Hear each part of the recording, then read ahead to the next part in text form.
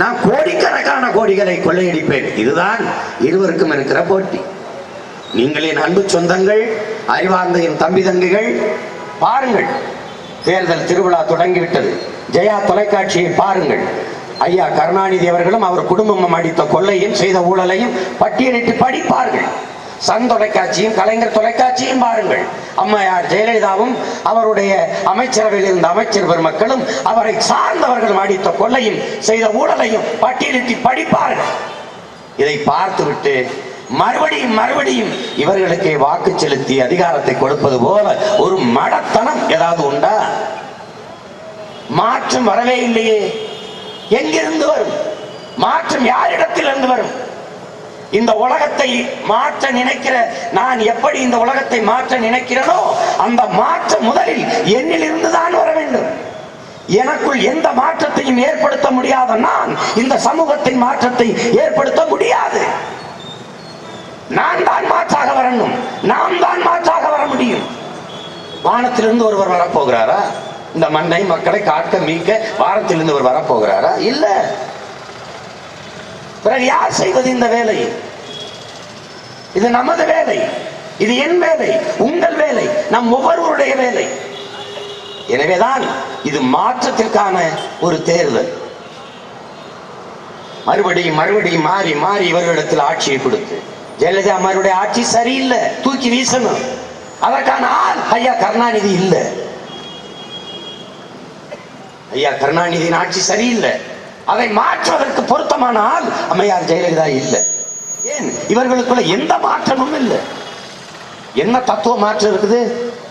என்ன மாற்றம் இருக்கு? இங்கேயும் ஊழல் இருக்கும், அங்கேயும் ஊழல், இங்கேயும் லஞ்சம், அங்கேயும் லஞ்சம், இங்கேயும் பஞ்சம், அங்கேயும் பஞ்சம். ரெண்டு கட்சியும் இலவசம் தரும். 2 ரூபாய்க்கு ஐயா கலைஞர் அவர்கள் அரிசி போட்டாங்க. 1 கிலோ அரிசி 2 ரூபா. 5 ஆண்டு காலம் முடிஞ்சிடுச்சு. 2 ரூபாய்க்கு அரிசி போட்டா தான் அரிசி வாங்கி சாப்பிட்டு வயிறு வளர்த்து உயிர் வளர்க்க முடியுங்கிற வறுமை நிலை இந்த மண்ணின் மக்களுக்கு, மான தமிழ் மக்களுக்கு. அடுத்த தேர்தல் வரும்போது 1 ரூபாய்க்கு 1 கிலோ அரிசி தேர்தல் அறிக்கையில வருது. 1 ரூபாய்க்கு அரிசி வாங்கி சாப்பிட்டோம். அந்த அளவுக்கு வளர்ச்சி. 2 ரூபா கொடுக்க முடியல, வக்கத்து போயிட்டான் தமிழன். அப்புறம் 1 ரூபாய்க்கு அரிசி. அடுத்த தேர்தல் அதுவும் இல்லை, 1 ரூபாயும் இல்லை, 1 கிலோ அரிசி இலவசம்.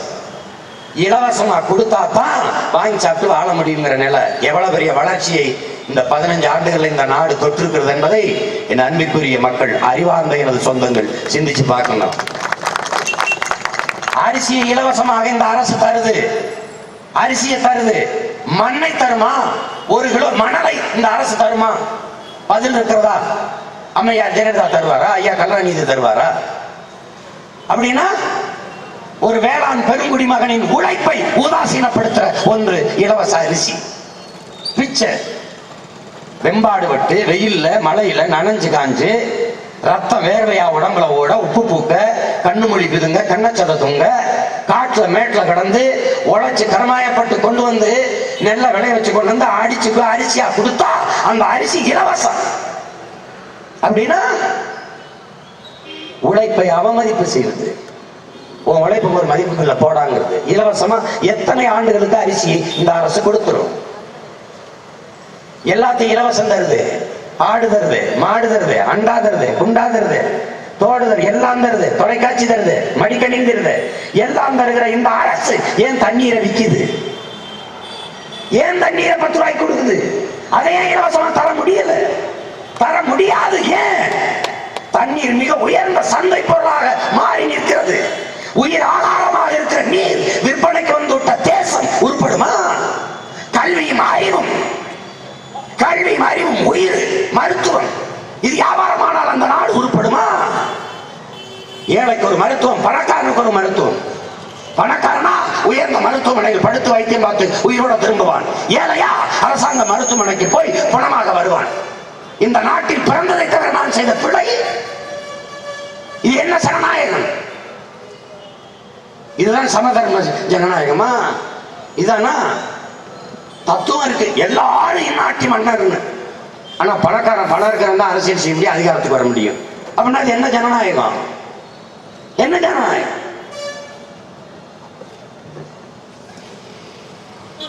தண்ணீரை அரசு தனியார் இலவசமாக மக்களுக்கு தூய குடிநீரை கொடுத்தா என்ன நட்டமாயிரும்?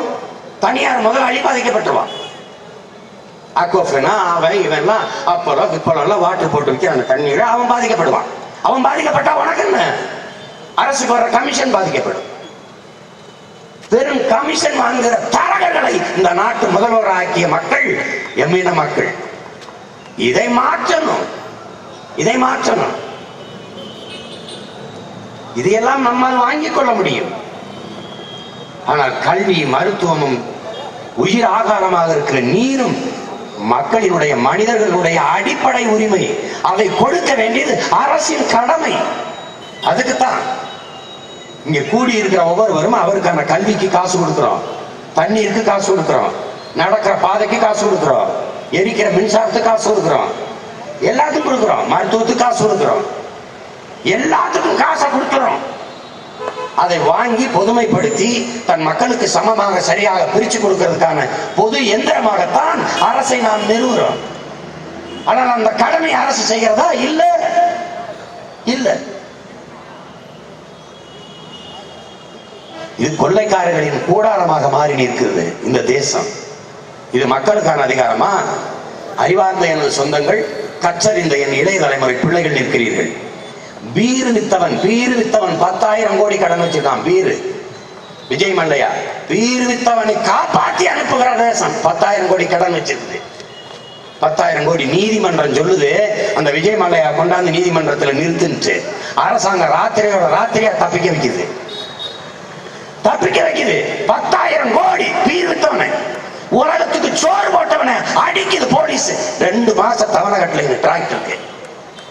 இப்ப இந்த அதிகாரம் யாருக்கானது? உழைக்கும் அடித்தட்டு மக்களுக்கா? பாடுபடுகிற பாட்டாளிக்கா? ஏழை பங்காளிக்கா? யாருக்கானது? தனிப்பெரும் முதலாளிக்கா? ஏழை எளிய மக்களுக்கானதா இந்த அதிகாரம்? யாருக்கானது? யாருக்கானது? இந்த மண்ணின் வளங்கள் எல்லாம் மக்களுக்கானது என்று தானே இருந்திருக்கணும். என்னுடைய ஆற்று மணல் கொள்ளை போகிறது, தடுப்பதேவன். காட்டு வளம் வெட்டி ஏற்றப்படுகிறது, தடுப்பதேவன். மலைகள் கல்குவாரியாக களவு போகிறது, தடுப்பது யார்? யார்? தங்கத்தை விட விலை உயர்ந்த சலவை கற்கள் தனி முதலாளிகளால் கொள்ளையடிக்கப்படுகிறது, தடுப்பது யார்? இதற்கு அனுமதி கொடுத்தது யார்? அப்ப மண்ணின் வளங்கள் மக்களுக்கானது என்று இல்லாமல் உள்நாட்டு வெளிநாட்டு பிற முதலாளிகளுக்கானதாக மாற்றி நிறுத்தியது யார்? இது யார் கேட்பது?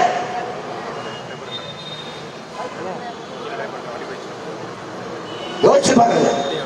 பாலாற்றுல மணல் திருட்டு கொள்ள, என் மண்ணின் வளத்தை கொள்ளை கொண்டு போகிறானே, நாளெல்லாம் எங்கள் செல்வம் கொள்ளை கொண்டு போகவோ, நாங்கள் இங்கு சாகவோ, அழுது கொண்டு நிற்போமோ, ஆண் பிள்ளைகள் அல்லவோ, உயிர் வெல்லமோ என்று பாடுறான். யாரு? நமது பாட்டன் பாரதி. தண்ணீர் விட்டா வளர்த்தோம் சர்வேசா, இப்ப இரு கண்ணீரால் காத்தோங்கிறான். வளம் கொள்ளை போகுது, தடுக்க மக்கள் போராடுறாங்க. என் ஆத்து மணலை அள்ளிட்டு போயிடாத, என் ஆறு செத்துருமுன்னு போலீஸ் காவல்துறை தடியடி நடத்தி போராடிய மக்களை சிறைப்படுத்தியது இந்த அரசு, இந்த அதிகாரம். வளத்தை கொள்ளையடிப்பவனை பாதுகாப்பதற்கான அதிகாரம். அந்த மண்ணின் வளத்தை பாதுகாக்க போராடுகிற மக்களுக்கு எதிரான அதிகாரம்.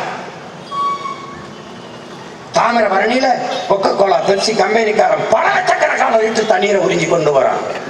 என் நீர் வளத்தை உறிஞ்சுகிறான் என்று தடுக்க போராடுகிற தடியடி நடத்திய அரசு அதிகாரம் இந்த அதிகாரம். அப்ப இந்த அதிகாரம் யாருக்கானது? மண்ணுக்கானதா? மக்களுக்கானதா? மண்ணின் வளத்தை காக்குமா? மக்களின் நலத்தை காக்குமா? இல்ல, பெரும் முதலாளிகளின் நலத்தையும் அவர்களுடைய எதிர்காலத்தையும் காப்பாற்றுவதற்கான அதிகாரமாக இருக்குது. அதை மாற்றணும், அதை மாற்றணும். நீங்கள் மறுபடியும் உதயசூரியனுக்கு வாக்கு செலுத்தினால் அந்த அதிகாரம் ஐயா கலைஞர் அவர்களுக்கும் அவர் குடும்பத்தை சார்ந்தவர்களுக்குமாக மாறி நிற்கும். இரட்டலைக்கு வாக்கு செலுத்தினால் அம்மையார் ஜெயலலிதாவிற்கும் அவரை சார்ந்தவர்களுக்குமான அதிகாரமாக மாறி நிற்கும். உங்கள் பிள்ளைகளின் சின்னமான, உங்கள் சின்னமான, நமது இனத்தின் சின்னமான இரட்டை மெழுகுவர்த்திக்கு செலுத்தினால் அது உழைக்கும் அடித்தட்டு மக்களுக்கான அதிகாரமாக மாறி நிற்கும். அதைத்தான் அண்ணல் அம்பேத்கர் சொல்லுகிறார், அதிகாரம் மிக வலிமையானது. அதையேதான் நாங்களும் சொல்கிறோம், அதிகாரம் மிக வலிமையானது, எமது அதிகாரம் எம் மக்களுக்கானது என்று சொல்லுகிறோம்.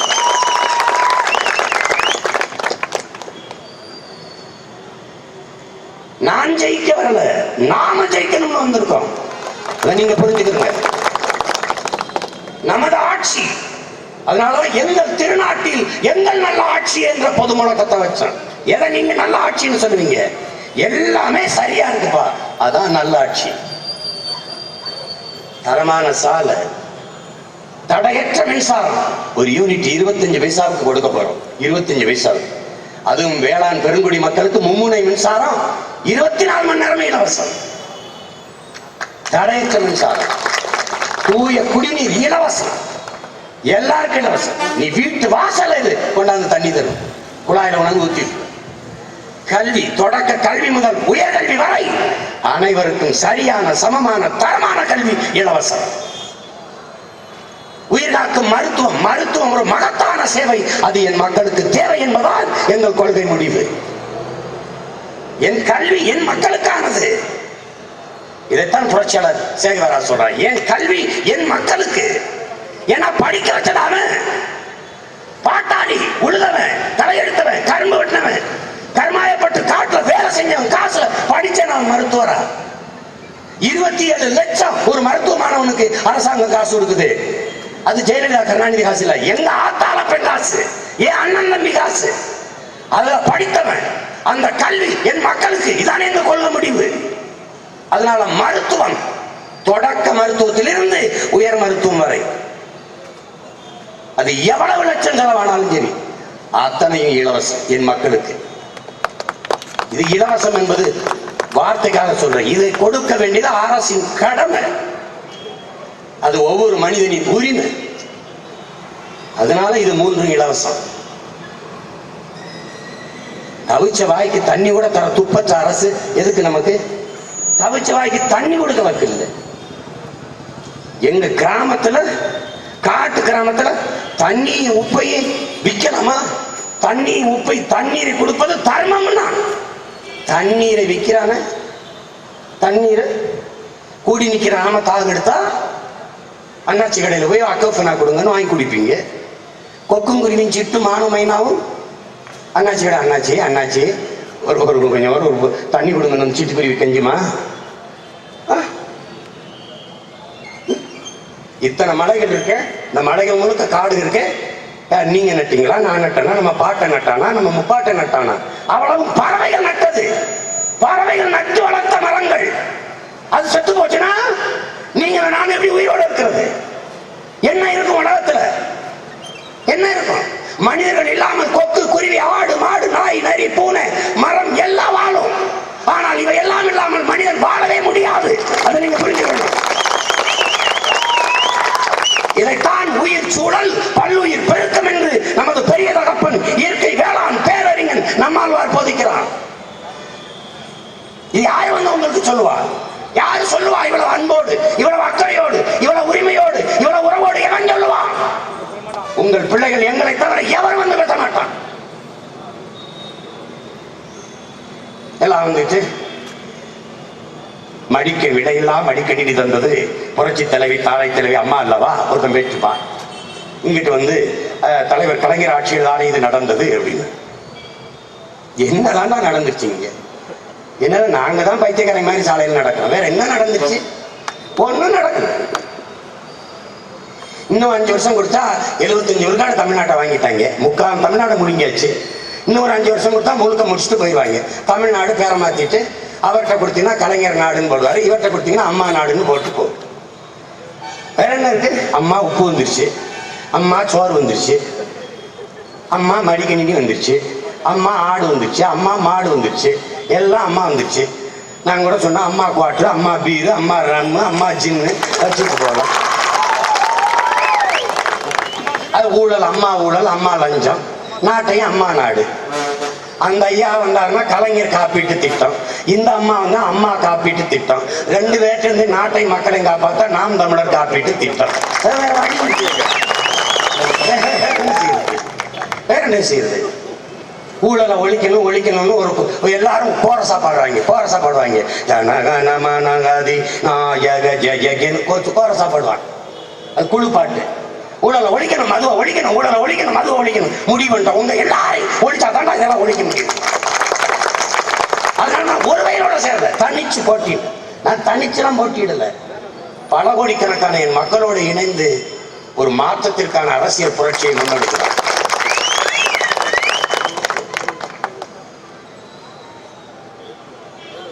யார் யாருக்கோ வாக்கு செலுத்திட்டீங்க.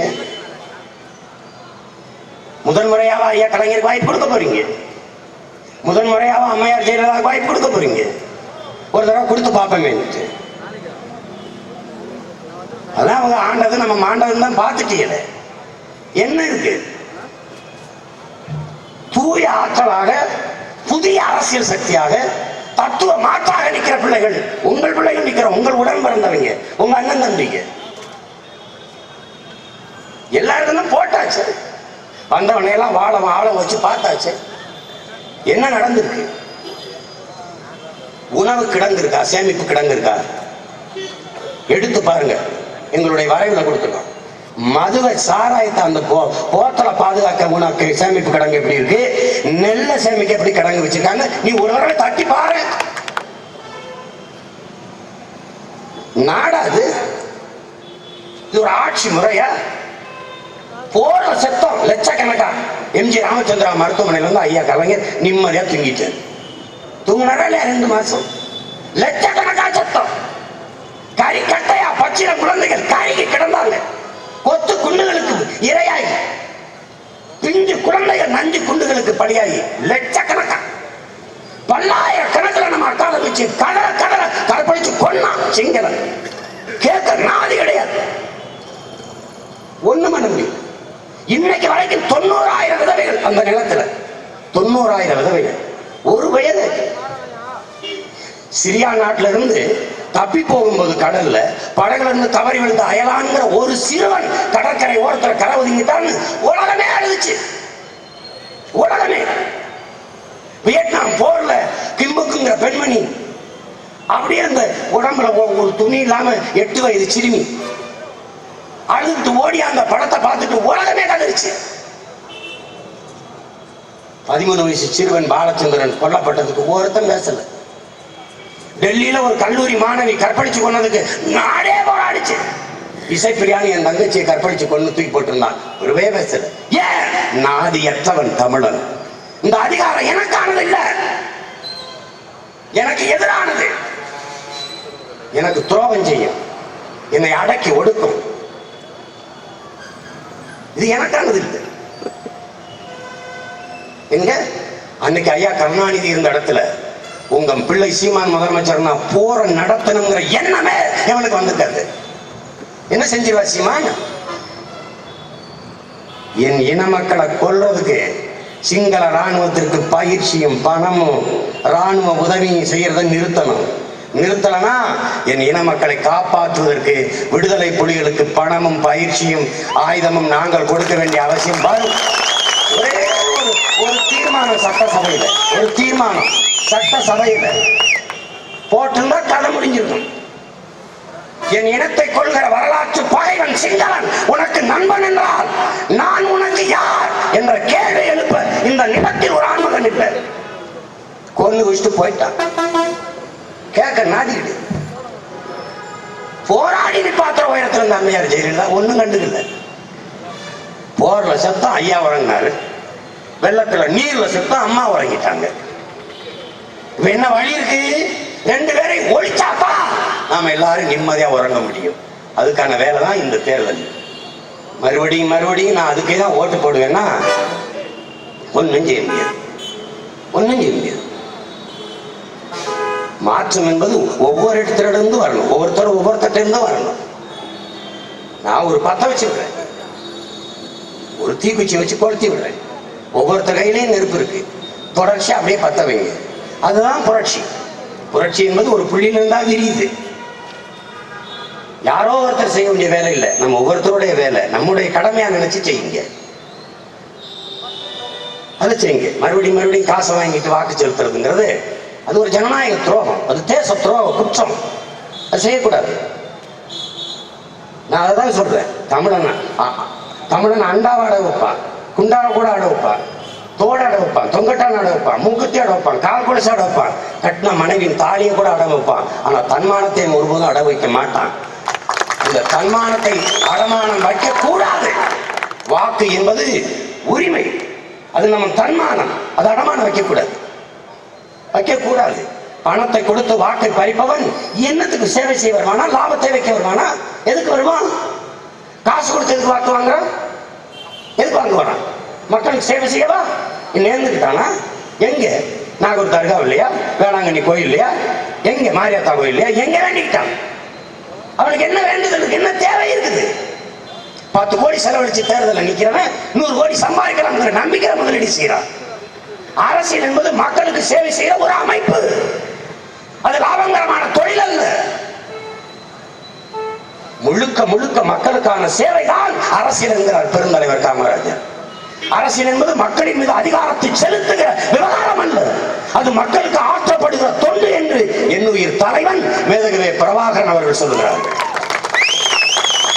அவன் பிள்ளைகள் நாங்கள் அரசியல் என்பது அனைத்து உயிர்களுக்குமான தேவையும் அதை நிறைவு செய்யும் சேவையும் தான் என்று நிற்கிறோம்.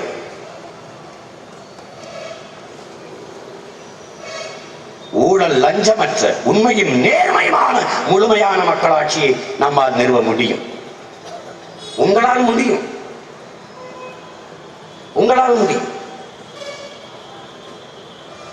அதை கவனத்தில் வச்சு இந்த தேர்தலை நீங்க வாக்கு செலுத்தணும். தமிழர் நாட்டை தமிழரே ஆளணுங்கிறாங்களே, இது பாசிசமா இருக்கு. எல்லா பேரும் கேட்கிறான், இது இனவாதமா இருக்கு. நாங்கள் தமிழர்கள் என்றது இனவாதம் ஆயிடுச்சான். நாங்கள் திராவிடர்கள் என்றது அது என்ன வாதம்? சொடக்குவாதமா, பக்கவாதமா, முடக்குவாதமா, சுண்டுவாதமா? அது என்ன வாதம்? நாங்கள் திராவிடர்கள் என்பது இனிச்சதா? நாங்கள் தமிழர்கள் என்பது கசக்குதா? என்னையை நீங்கள் ஆள வேண்டும், என் இனம் சாராதவன் ஆள வேண்டும் என்பது சரி. இந்த நிலத்தை தமிழர் நிலத்தை தமிழரை ஆள வேண்டும் என்பது வெறியா? அது எப்படி வெறி? எப்படி வெறி? என்னையை நீங்கள் ஆள வேண்டும் என்பதுதான் வெறி, என்னையை நான் ஆள வேண்டும் என்பதுதான் சரி. அதை அறிவார்ந்த மக்கள் புரிந்து கொள்ளலாம். அவரவர் வீட்டில் அவரவர் வாழ்வதும் அவரவர் நாட்டில் அவரவர் ஆள்வதும் உலகை நியதி, உலக இயற்கை தர்மம். அதனாலதான் நாம இந்த வேலையை செய்யறோம். நாங்களுக்கு திடீர்னு கேட்கல, ரொம்ப நாளா என் குல முன்னோர்கள் பாடுறான். நல்லாண்மை என்பது ஒருவருக்கு தான் பிறந்த இல்லாண்மையாக்கி கொலன்னு எங்கள் பாட்டன் வள்ளுவ பெருமகனார் தமிழர் மறையில பாடி வைக்கிறார். வீட்டை நாட்டை நீ ஆள மாதிரி பார்த்துக்க, அதை நல்ல ஆன்மகனுக்கு அழகுன்றார். கெஞ்சுவதில்லை பிறர்வால் அவர் செய் கேட்டினுக்கும் அஞ்சுவதில்லை, மொழியையும் நாட்டையும் ஆளாமல் துஞ்சுவதில்லை என்று பாவலர் பெருஞ்சித்தனார் பாடுறார். எங்கள் திருநாட்டில் எங்கள் நல்ல ஆட்சியை பொங்கிடுக வாயுவை பொழிந்திடுக என்றே நீ செங்கதிர் சீர்க்கையால் பொன்னண்ணி பூசிய கங்குல் நிகழ்த்த கருங்குயில கூவாயோ என்று எங்கள் புரட்சி பாவலன் பாரதாசன் பாரதம். அந்த பெருமக்கள் கண்ட கனவை பேர பிள்ளைகள் நிறைவேற்ற நீக்கினார். இது என் தாய் திருநாடு, இதை ஆள்வது நாங்கள் ஆள்வதுதான் மரபு. நாங்கள் ஆண்டிருந்தால் என் நீரை உறிஞ்சி நீ வித்துருவியா? என் காடுகள் வெட்டப்பட்டிருக்குமா? என் மலைகள் குடையப்பட்டிருக்குமா? என் மக்கள் பால் விலை குறைப்புக்கும் பள்ளி கட்டண உயர்வுக்கும் போராடி கொண்டிருக்க வேண்டிய தேவை வருமா? யோசிச்சு பாரு. எல்லாத்தையும் முடிச்சுட்டான். ஏன்? இவர்களுக்கு எங்களை ஆள வேண்டும் என்ற கனவுதான் இருக்கிறது. உங்கள் பிள்ளைகள் எங்களுக்கு தான் எல்லாரையும் போல நாங்களும் வாழ வேண்டும் என்ற கனவு இருக்கிறது. அதை புரிந்து கொண்டு இந்த தேர்தலில் என் அன்பு பெற்றோர்கள், என் அருமை உடன் பிறந்தார்கள் வாக்கு செலுத்த வேண்டும் என்பதுதான் உங்கள் பிள்ளைகளுடைய வேண்டுகோள், விருப்பம்.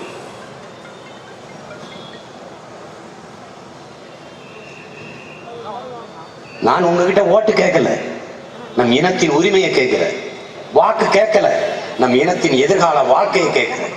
இந்த உலகம் உங்களது இல்ல, உங்கள் சந்ததியினருடையது, உங்கள் பிள்ளைகளுடையது, உங்கள் பேரன்பேத்திகளுடையது. நீங்கள் வாடகைக்கு வாங்கி வாழ்ந்து கொண்டிருக்கிறீர்கள். நீங்கள் கோடி கோடியாக சொத்து சேர்த்து உங்கள் பிள்ளைகளுக்கு வங்கிகளை வைத்துவிட்டு போக வேண்டாம். விலை உயர்ந்த கார்களை வாங்கி நிறுத்திவிட்டு போக வேண்டாம். ஆடம்பர மாளிகைகளை கட்டி வைத்துவிட்டு போக வேண்டாம். அவர்கள் வாழ்வதற்கு ஏதுவான பூமியாக இந்த உலகத்தை விட்டுவிட்டு செல்லுங்கள். இதுதான் நீங்கள் அவர்களுக்கு செய்ய வேண்டியது. தூய காற்று, தூய குடிநீர், நடக்க பாதை, படிக்க கல்வி, இப்படி வாழ்வதற்கு ஏதுவான பூமியாக இதை விட்டுவிட்டு செல்லுங்கள். இதுதான் நீங்கள் அவர்களுக்கு செய்ய வேண்டிய கடமை. என் அன்பிற்குரிய பெற்றோர்களே, என் அருமை உடன் பிறந்தார்களே, இதையெல்லாம் செய்வதற்கு எதிர்கால தலைமுறையின் வாழ்வை பற்றி கனவு கண்ட அக்கறையோடு உங்கள் பிள்ளைகள் வந்து நிற்கிறோம். இதை புரிந்து கொண்டு எங்களுக்கு வாக்கு செலுத்துங்கள். எல்லோருக்கும் வாய்ப்பு தந்தீர்கள். ஒரு முறை இல்ல, பல முறை வாய்ப்பு தந்தீர்கள். உங்கள் உடன் பிறந்தார்களுக்கு, நீங்கள் பெற்ற பிள்ளைகளுக்கு, எங்கள் உயிருக்கு மேலாக உங்களை நேசித்து நிற்கிற இந்த எளிய மக்களின் பிள்ளைகளுக்கு வாக்கு தாருங்கள். இதை உரிமையோடும் உறவோடும் உணர்வோடும் கேட்கிறேன். எந்த நம்பிக்கையில் 234 தொகுதியிலும் போட்டியிடுகிறாய்? உன்னிடத்தில் பணம் இல்லை, நீ எப்படி போட்டியிடுகிறாய்? பணம் இருப்பவன் தான் அரசியல் செய்ய முடியும் என்கிற நிலையை மாற்றுவதே ஒரு புரட்சி, ஒரு மாற்றம் என்கிற நிலையில் இருக்கிறோம். எங்களை பெற்றவர்கள், எங்கள் உடன் பிறந்தவர்கள் எங்களை கைவிட்டு விட மாட்டார்கள் என்ற அசைக்க முடியாத நம்பிக்கையில் தான் போட்டியிடுகிறோம். அந்த நம்பிக்கையில் தான் போட்டியிடுகிறோம். அந்த நம்பிக்கைக்கு துரோகம் செய்யாது என் உடன் பிறந்தவர்கள், என்னை பெற்றவர்கள், என் பேரன்பிற்குரிய என் சொந்தங்கள், எளிய மக்களின் பிள்ளைகள் எங்களுக்கு வாக்கு தந்து எங்களை வலிமை மிக்க அரசியல் சக்தியாக மாற்றுங்கள். நாம் தமிழர் கட்சியின் வெற்றி தமிழ் தேசிய இனத்தின் வெற்றி, ஒரு தனிப்பட்ட கட்சியின் வெற்றி அல்ல, ஒட்டுமொத்த இனத்தின் வெற்றி. உங்கள் பிள்ளைகள் நாங்கள் எழுப்புகிற குரல் தமிழ் தேசிய இனத்தின் உரிமை குரல், நம் இனத்தின் குரல், நம் மக்களுக்கான குரல் என்பதை மனதில் வைத்துக் கொண்டு இம்முறை தேர்தலில் இரட்டை மெழுகுவர்த்தி சின்னத்திற்கு என் அன்பிற்குரியவர்கள், என் அருமை சொந்தங்கள் வாக்கு செலுத்த வேண்டும். இந்த களத்திலே வேட்பாளராக நிற்கிற என் அன்பு உடன் பிறந்தார் என் அருமை சகோதரர் நவாஸ்கான் அவர்களுக்கு இரட்டை மெழுகுவர்த்தி சின்னத்தில் வாக்கு செலுத்தி வெற்றி பெற ராணிப்பேட்டை தொகுதியில் நவாஸ்கான் அவர்களுக்கு வாக்கு செலுத்த வேண்டும். ஆற்காடு தொகுதியிலே ஆறுமுகம் அவர்களுக்கு இரட்டை மெழுகுவர்த்தியிலே வாக்கு செலுத்தி வெற்றி பெற செய்ய வேண்டும். சோளிங்கர் தொகுதியிலே தம்பி செந்தில் அவர்களுக்கு வாக்கு செலுத்தி வெற்றி பெற செய்யுங்கள் என் அன்பிற்குரிய சொந்தங்களே. அரக்கோணம் தொகுதியிலே மு சரவணன் என்கிற என் அன்பு தம்பிக்கு இரட்டை மெழுகுவர்த்தி என்பது ஒரு சின்னம் அல்ல என் அன்பிற்குரிய மக்களே, அது மாற்றத்திற்கான எண்ணம். இது நாம் தமிழர் கட்சியின் சின்னம் அல்ல, தமிழர் தேசிய இனத்தின் சின்னம். நீங்கள் எடுக்கும் முடிவு நம் இனத்தின் விடிவு. நீங்கள் செலுத்தும் ஒவ்வொரு வாக்கும் நம் இனம் காக்கும், நம் மண்ணை காக்கும், தமிழர் மானம் காக்கும் என்பதை மனதில் வைத்துக் கொண்டு இரட்டை மெழுகுவர்த்தி சின்னத்திலே வாக்களித்து உங்கள் பிள்ளைகள் எங்களை வெற்றி பெற செய்து உங்களுக்கான அரசியலை, உங்களுக்கான அதிகாரத்தை இந்த நிலத்தில் இருங்கள். நாம் சேர்ந்து வெல்லுவோம் என்பதில் உறுதியாக நில்லுங்கள். நாம் உறுதியாக வெல்லுவோம், இதை உலகிற்கு உறக்கச் சொல்லுவோம். புரட்சி எப்போதும் வெல்லும், நாளை மலரும், நமது ஆட்சி சொல்லும். நன்றி, வணக்கம். நாம் தமிழர், நாமே தமிழர்.